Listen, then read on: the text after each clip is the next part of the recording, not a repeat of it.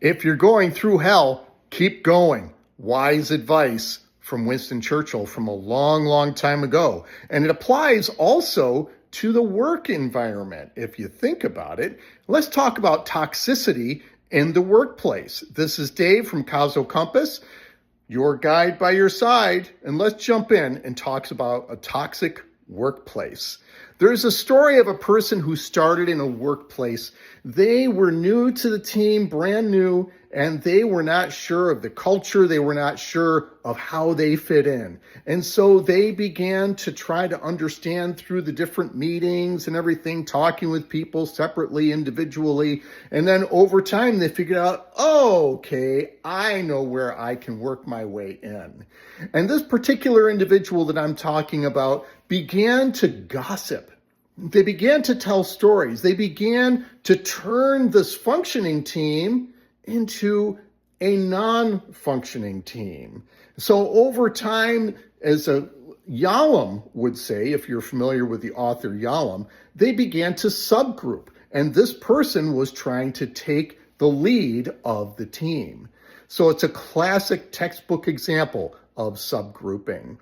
And so then what happens when you find yourself in this environment? How do you tell when you're in a toxic work environment? So let's talk a little bit about that. Are people around you feeling disengaged? Maybe they were doing really well for a while, or they were doing well for a long time. All of a sudden, there's this kind of dysfunction, and people are going in different directions. People are closing their mouths. They're not engaging well at all.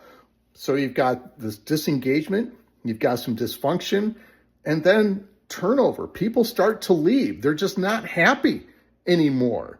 And it's all on account of the gossip which is happening in the environment. And so if you find yourself in this kind of situation, think carefully about how valuable that workplace is.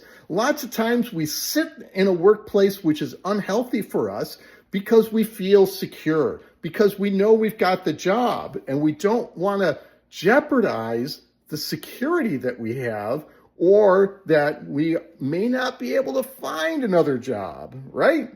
So think about what's important to you when you're in a toxic environment. How is that impacting you on a daily basis? You're not engaging maybe the way that you were in your job. You're not happy maybe in your job as you once were, and it's starting to bleed over into your personal life.